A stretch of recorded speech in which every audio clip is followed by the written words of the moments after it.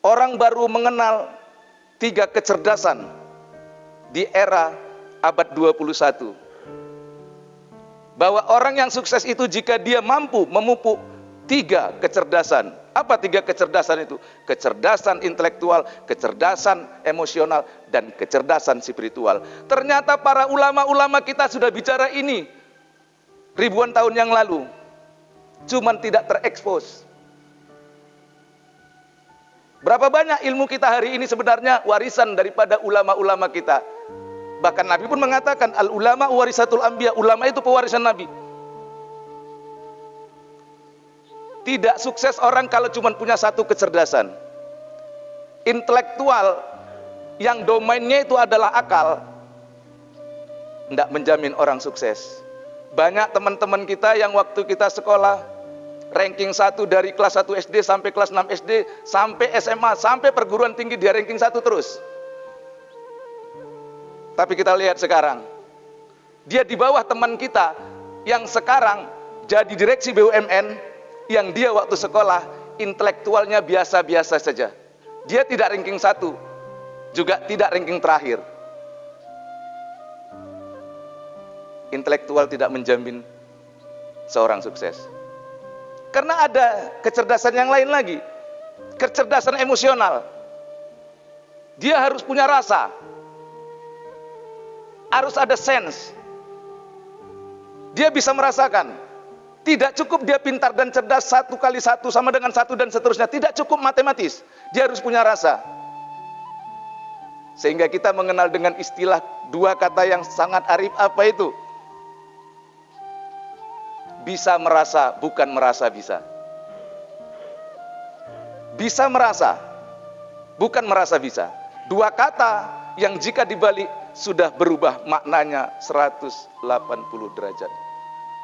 Sidang jemaah sholat Jumat yang dirahmati Allah. Apakah dengan mengasah kedua kecerdasan orang bakal sukses? Ternyata tidak. Ada 1 kecerdasan lagi yang harus dimilikinya, dan inilah sebenarnya basicnya orang sukses. Kecerdasan spiritual. Karena orang yang memiliki kecerdasan spiritual, dia tidak kerja dengan pikir, tapi dia kerja dengan zikir. Berapa banyak orang gagal karena bekerja dengan pikir?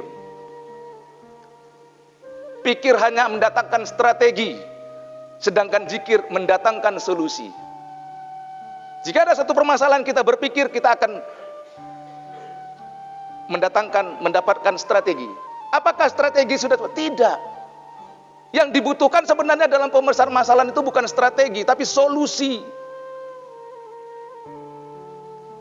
Nah, zikir inilah yang mendatangkan solusi.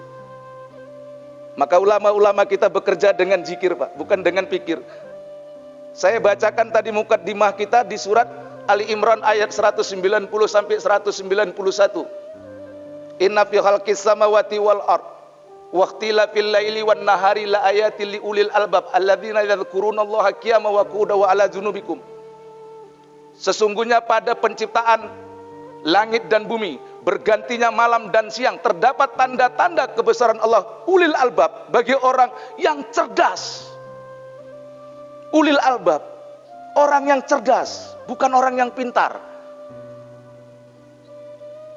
Siapa itu? Alladzina yadhkurunallaha qiyaman wa qu'udan. Orang yang berzikir ketika dia berdiri, duduk dan berbaring. Artinya apa? Seluruh rangkaian hidupnya, aktivitasnya itu zikir.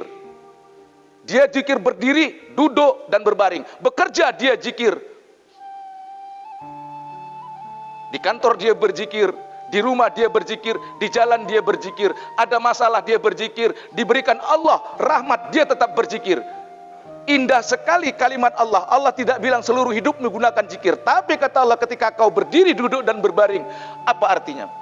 Aktivitas hidup kita cuma 3, Pak. Kalau tidak berdiri, duduk. Kalau tidak duduk, tidak berdiri, berbaring. Cuman itu. Artinya seluruh rangkaian hidupmu, rangkaian detik per detik 24 jam satu hari itu kamu harus zikir kepada Allah. Baru Allah suruh berpikir. Wa yatafakkaruna fi khalqis samawati wal ard. Zikir dulu baru berpikir. Dan kalau kita lihat di sini konteksnya, maka pikir dan zikirmu frekuensi, persentasenya perbanyak di zikir. Maka dalam konsep terapi zikirullah yang kami selalu sampaikan di mana-mana, frekuensi dan persentase zikirmu harus melebihi pikirmu. Kesuksesan kita Pak dalam kerja, kesuksesan kita dalam bermasyarakat, kesuksesan kita dalam prestasi itu, ingat, bekerjalah dengan zikir, bukan dengan pikir. Kalaupun mau berpikir, dibolehkan, bahkan disuruh, tapi persentasenya cuma 20%. 80%-nya adalah zikir. Karena kalau kamu berzikir, kamu sudah berpikir. Kalau kamu berpikir, kamu belum tentu berzikir.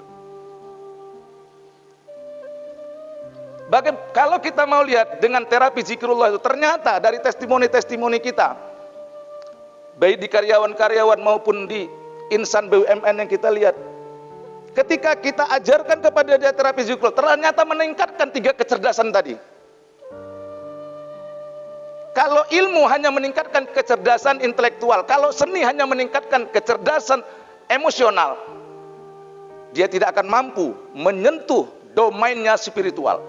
Ternyata kalau kita lakukan zikirullah yang titik sasaran itu adalah ruh, jadi beda. Intelektual itu domainnya akal, intelektual. Sedangkan emosional itu domainnya rasa. Lebih tinggi lagi domainnya spiritual itu apa? Ruh. Dan ruh ini kalau sudah nggak ada, orang kalau tidak punya akal, katakan orang gila, masih hidup. Masih hidup. Orang tidak punya rasa, masih hidup. Tapi ketika orang tidak punya ruh, selesai. It's finished. Nah, itulah yang dibangun oleh zikirullah tadi. Dengan satu terapi dia membangkitkan 3 ini. Ketika orang berzikir, dizikirkan dia, maka terbangunlah yang pertama kali, terbentuklah yang pertama kali di dalam ruh orang itu apa? Sense to Allah. Rasa kepada Allah. Ini yang tidak boleh tidak, wajib ada. Kamu boleh jadi apa saja, kamu boleh bekerja di mana saja, profesimu boleh apa saja, tapi hatimu harus tetap zikir kepada Allah. Hatimu itu hanya tempatnya Allah. Jangan kasih yang lain di situ. Kamu boleh punya mobil 1000. Tapi jangan ada satu mobilmu di dalam hati. Kamu boleh kaya, tapi kamu merasa bahwa kamu dikayakan Allah.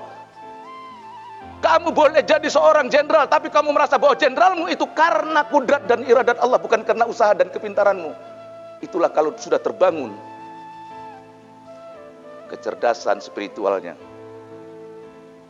Luar biasa. Testimoni-testimoni yang sudah kita lakukan itu luar biasa. Orang yang tadinya mempunyai tingkat kecerdasan di bawah, payah menangkap.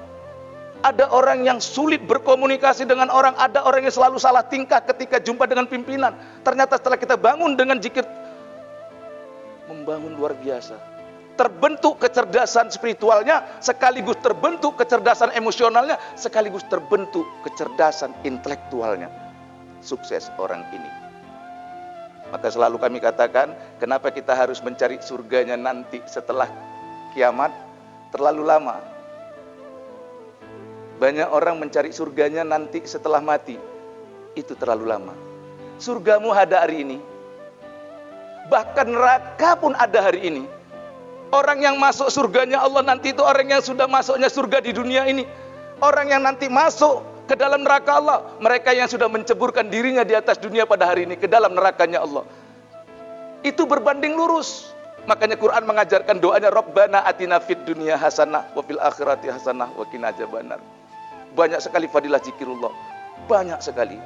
Bahkan salah satunya lagi yang Allah ancam, apa kata Allah? Wa man a'radu an dzikri fa innalahu ma'isatan dongka. Wa nahsuruhu yaumal qiyamati a'ma. Bagi orang yang tidak mau berzikir kepada Allah, diberikan kehidupan yang sempit di atas dunia, dan nanti pada hari kiamat dibangkitkan dalam keadaan buta. 2 kerugian. Sempit kehidupannya, rumahnya luas tapi hatinya sempit, ladangnya lebar tapi hatinya sempit. Tapi kalau dia berzikir, hatinya lebih luas daripada ladangnya yang ribuan hektar. hatinya lebih kaya daripada uangnya yang ada tersimpan di bank. Karena hakikat orang kaya itu adalah orang yang merasa cukup dengan apa yang diberikan Allah, bukan jumlah kuantitas yang dia dapat, bukan. Ketika orang mempunyai gaji 1 juta, 100 juta, 200 juta, tapi dalam hatinya masih ada kekurangan, dia masuk kategori orang miskin yang memiskinkan dirinya. Oleh karena itu harapan kita dengan khutbah yang singkat ini, mari perbanyak zikir. Perintah Allah yang terbanyak di dalam Al-Quran, berzikir kepada Allah dengan cara 3. Berzikir menyebut nama Allah, berzikir dengan mengingat Allah, dan berzikir merasakan kehadiran Allah dalam setiap aktivitas kita. Mudah-mudahan Allah berkahi kita semua dengan selalu mengingat Allah, merasakan kehadiran Allah, dan seluruh ibadah kita diterima oleh Allah karena kita menyandarkannya kepada Allah. Daripada Allah, menuju Allah, dan beserta Allah. Tidak cukup kita beribadah hanya untuk Allah, tapi justru kita merasa keberadaan kita beribadah pun itu dengan asbab Allah. La haula wala quwata illa billah.